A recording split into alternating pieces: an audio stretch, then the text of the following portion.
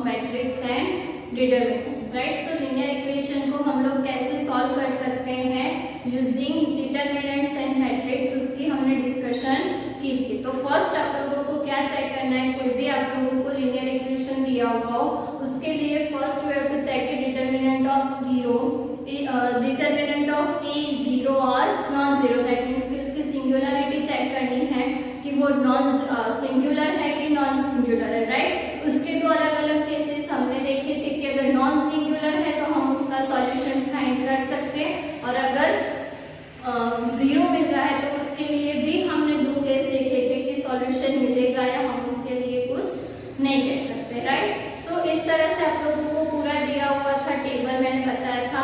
उसके बाद आपने देखा था कि एक फॉर्मूला देखी थी कि अगर वो नॉन सिंगुलर मैट्रिक्स है, कोई भी मैट्रिक्स नॉन सिंगुलर है तो उसको किस फॉर्मूला से हमें सॉल्व करना है, राइट। सो उसके रिलेटेड हम लोग अब एग्जांपल्स देखते हैं। तो एग्जांपल्स में हमें क्या बोला हुआ है कि फर्स्ट हमें चेक करना है, मतलब कि लीनियर इक्वेशन को सॉल्व करना है, ओके।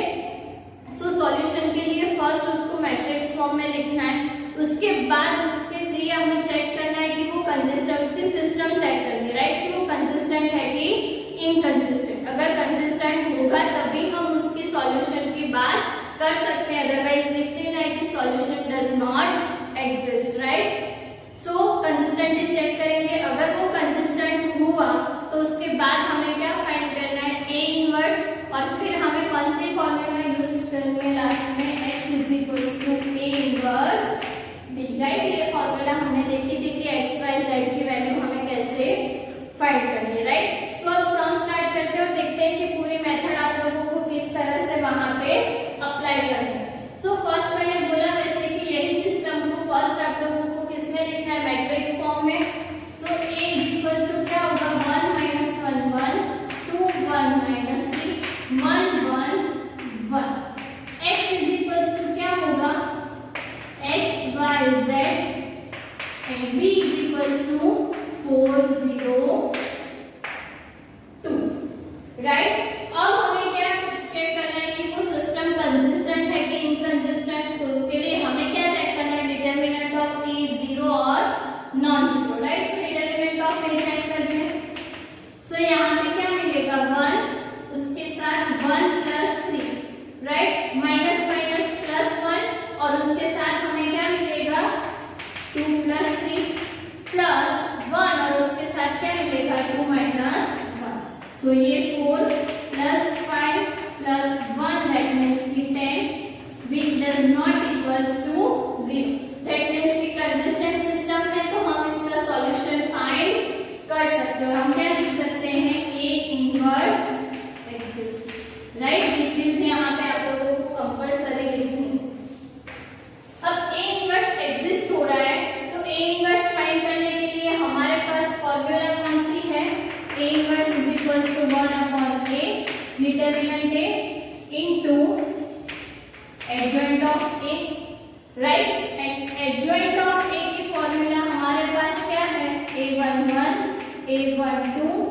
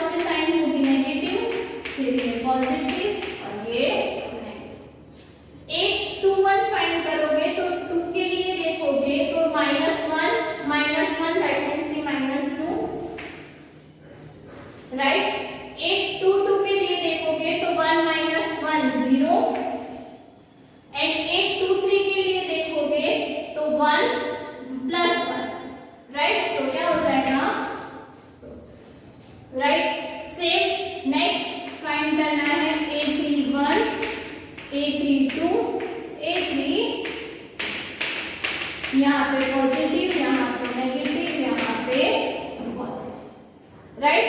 A31 फाइंड करोगे तो ये minus minus plus 3 minus 1, so 3 minus 1 is what 2। A32 तो A32 के लिए करोगे तो minus 3 minus 2 that means 3 minus 5, and A33 के लिए करेंगे तो 1 प्लस 2 दैट मींस की 3, राइट। सो ये सारी वैल्यू अब एडजॉइंट में रखेंगे तो हमारा एडजॉइंट क्या होगा 4 माइनस 5 1, फिर माइनस 2 0 माइनस 2, राइट, एंड उसके बाद लास्ट में क्या मिलेगा प्लस 2 प्लस 5 एंड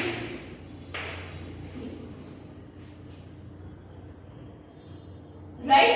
सो ये एडजॉइंट ऑफ ए मिल गया 1 upon determinant of A, so 1 upon 10, और उसके साथ determinant of A that means की 4 minus 2 2 minus 5 0 5 and 1 minus 2, right. अब हमारे पास फॉर्मूला कौन सी है x equals to a inverse b, so x की वैल्यू क्या है x y z is equals to a inverse, हमें क्या मिला 1 अपॉन 10, उसके साथ 4 माइनस 2 2 माइनस 5 0 5 एंड लास्ट में 1 माइनस 2, एंड b की वैल्यू हमारे पास क्या है 4 0, राइट। 10 को अंदर मल्टीप्लाई मत करना वरना वो फिर फैक्टर में आप लोग फैक्टर हो जाएगा तो आप लोगों के लिए बहुत डिफिकल्ट हो जाएगा, राइट। सो उसको एज इट इज रहने देना। सो अब हमें क्या मिलेगा,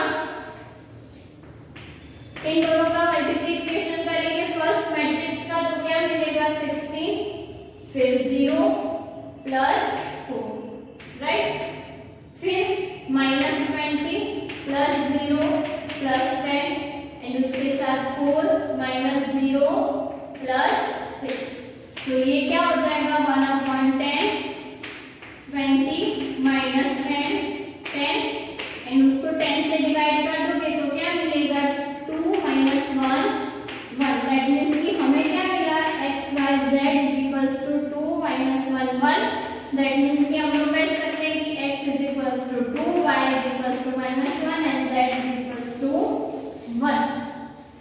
ओके, सो हमारा फाइनल आंसर क्या होगा ये x is equals to 2 y is equals to minus 1 and z is equals to 1, right. So अब कभी भी आप लोगों को लीनियर इक्वेशन दिए हुए उसका सॉल्यूशन फाइंड करना हो तो सेम मेथड अप्लाई करनी है, right.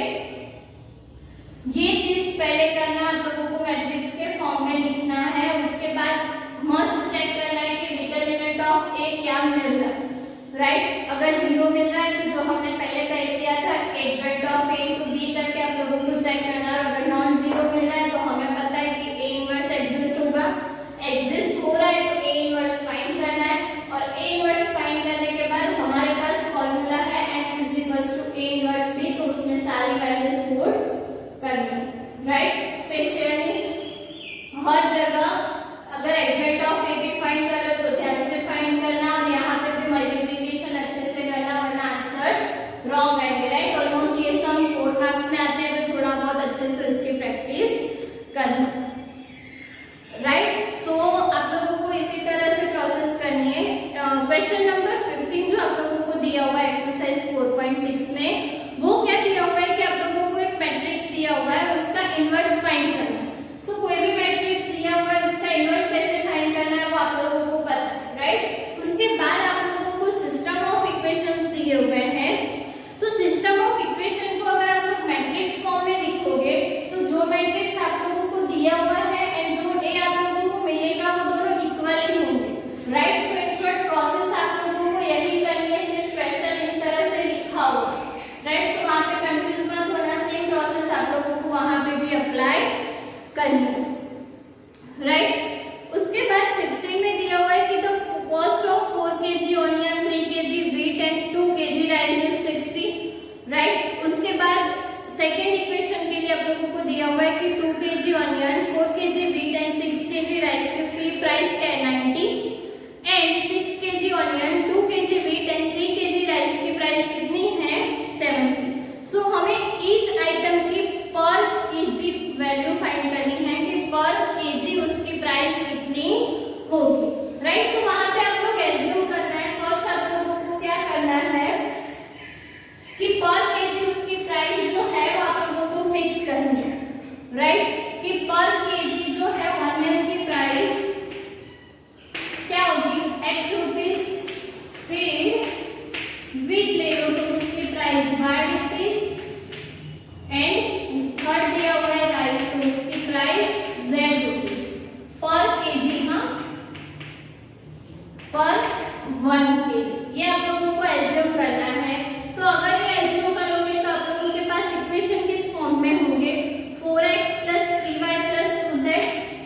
4x plus 3y plus 2z is equals to क्या हो जाएगा 60।